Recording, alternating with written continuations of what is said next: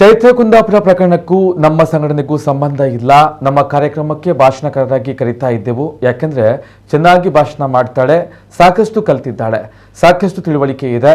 ಹೀಗಾಗಿ ಬೇರೆ ಬೇರೆ ಕಾರ್ಯಕ್ರಮಕ್ಕೆ ನಾವು ಕರೀತಾ ಇದ್ದೆವು ಎಂದು ವಿಶ್ವ ಹಿಂದೂ ಪರಿಷತ್ ಪ್ರಾಂತ ಸಹ ಕಾರ್ಯದರ್ಶಿ ಶರಣ ಪಂಪವೇಲ್ ಹೇಳಿದ್ದಾರೆ. ಮಂಗಳೂರಿನಲ್ಲಿ ಸುದ್ದಿಗಾರರ ಜೊತೆ ಮಾತನಾಡಿದ ಅವರು, ಈ ಪ್ರಕರಣದ ಬಗ್ಗೆ ದೂರು ನೀಡಲಾಗಿದೆ ಎಂದು ನನ್ನ ಗಮನಕ್ಕೆ ತಂದಿದ್ದೆ ಗುರುಪುರ ಸ್ವಾಮೀಜಿ ಅವರು. ಅದಕ್ಕೆ ನಾನು ಅವರಿಗೆ ಧೈರ್ಯ ತುಂಬಿದ್ದೆ. ನಿಮ್ಮ ಪಾತ್ರ ಇಲ್ಲ ಎಂದ ಮೇಲೆ ನೀವು ಏಕೆ ಆತಂಕವನ್ನು ವ್ಯಕ್ತಪಡಿಸ್ತೀರಿ? ತನಿಖೆ ಆಗ್ತಾ ಇದೆ, ತನಿಖೆ ಆಗಲಿ ಎಂದು ಹೇಳಿದ್ದೇನೆ. ಈಗ ಸಿಸಿಬಿ ಅವರು ತನಿಖೆ ಮಾಡ್ತಾ ಇದ್ದಾರೆ.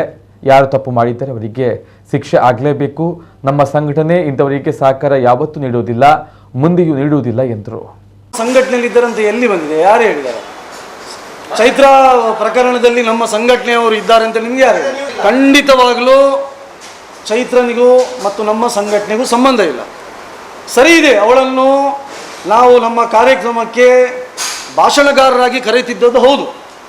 ಯಾಕೆಂದರೆ ಚೆನ್ನಾಗಿ ಭಾಷಣ ಮಾಡ್ತಾಯಿದ್ಳು, ಸಾಕಷ್ಟು ಕಲ್ತಿದ್ದಾಳೆ, ಸಾಕಷ್ಟು ತಿಳುವಳಿಕೆ ಇತ್ತು. ಹಾಗಾಗಿ ಸಹಜವಾಗಿ ನಮ್ಮ ಸಂಘಟನೆಯವರು ಭಾಷಣಕ್ಕೆ ಅಥವಾ ಬೇರೆ ಬೇರೆ ಕಾರ್ಯಕ್ರಮಕ್ಕೆ ಕಳಿಸ್ತಾ ಇದ್ರು.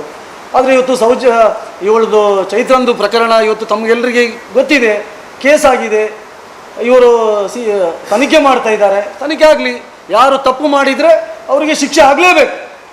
ಇಂತಹ ಘಟನೆಗಳಿಗೆ, ಇಂತಹ ವಿಚಾರಗಳಿಗೆ ನಮ್ಮ ಸಂಘಟನೆ ಆಸ್ಪದ ಕೊಡುವುದಿಲ್ಲ. ಮತ್ತು ನಮ್ಮ ಸಂಘಟನೆ ಸಹಕಾರವನ್ನು ಖಂಡಿತವಾಗಲೂ ಈ ರೀತಿಯ ಯಾವುದು ಪ್ರಕರಣಗಳಿಗೆ ಸಹಕಾರವನ್ನು ವಿಶ್ವ ಹಿಂದೂ ಪರಿಷತ್ ಇರ್ಬೋದು, ಬಜರಂಗ ದಳ ಕೊಡುವುದಿಲ್ಲ. ಅಲ್ಲ, ಕಂಪ್ಲೇಂಟ್ 2 ತಿಂಗಳ ಮುಂದೆ ನನ್ನ ಗಮನಕ್ಕೆ ಬಂದದ್ದು ಹೇಳಿದ್ದು ಗುರುಪುರ ಸ್ವಾಮಿಗಳೇ, ನೀವು ಅದನ್ನು ನೋಡಿದ್ದೀರಿ. ಹಾಗಾಗಿ ಅದರಲ್ಲೆಲ್ಲೂ ನಾನು ಸತ್ಯವನ್ನು ಮರೆಮಾಚುವಂತಿಲ್ಲ. ನನ್ನ ಹತ್ರ ಹೇಳಿದರು ಅವರು, ಶರಣ್ ಹೀಗೆ ನನಗೆ ಫೋನ್ ಮಾಡಿದರು, ಈ ರೀತಿ ಆಗಿದೆ ಅಂತ. ಅದಕ್ಕೆ ನಾನು ಹೇಳಿದೆ, ನೀವು ಯಾಕೆ ಇದು ಮಾಡ್ತಾ ಇದ್ದೀರಿ? ನೀವು ಇರಲಿ, ನಿಮ್ಮ ಪಾತ್ರ ಇಲ್ಲಲ್ಲ, ತಲೆ ಕೆಡಿಸ್ಕೊಳ್ಬೇಡಿ. ಅವ್ರು ಯಾರಿದ್ದಾರೆ ಅವರು ಅದನ್ನು ತಲೆ ಕೆಡಿಸ್ಕೊಳ್ತಾರೆ, ಕೇಸು ಇನ್ನೊಂದು ಮತ್ತೊಂದು ಮಾಡ್ಬೋದು ಅಂತ ಹೇಳಿದೆ. ಸಹಜವಾಗಿ ನಾನು ಅದನ್ನು ಪ್ರತಿಕ್ರಿಯೆಯನ್ನು ಕೊಟ್ಟಿದ್ದೇನೆ. ಒಬ್ಬ ಗುರುಪುರ ಸ್ವಾಮೀಜಿಗಳಿಗೂ ಇದಕ್ಕೂ ಸಂಬಂಧ ಇಲ್ಲ, ನಮಗಂತೂ ಸಂಬಂಧನೇ ಇಲ್ಲ.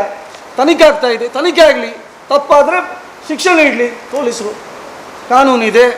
ಇವತ್ತು ಯಾರು ತನಿಖೆ ಮಾಡ್ತಾ ಇದ್ದಾರೆ, CCB ಅವರು ಮಾಡಲಿ, ಯಾರನ್ನೆಲ್ಲ ಬಂಧನ ಮಾಡಿದ್ದಾರೆ. ನಾವು ಸಹ ಅದನ್ನೇ ಹೇಳೋದು, ಈ ರೀತಿಯ ಪ್ರಕರಣಗಳು ಎಲ್ಲಿ ಕೂಡ ಆಗಬಾರ್ದು. ಆಗಿದ್ದರೆ ಯಾರೆಲ್ಲ ಇದ್ದಾರೆ ಅವರನ್ನೆಲ್ಲರನ್ನು ಬಂಧನ ಮಾಡಲಿ.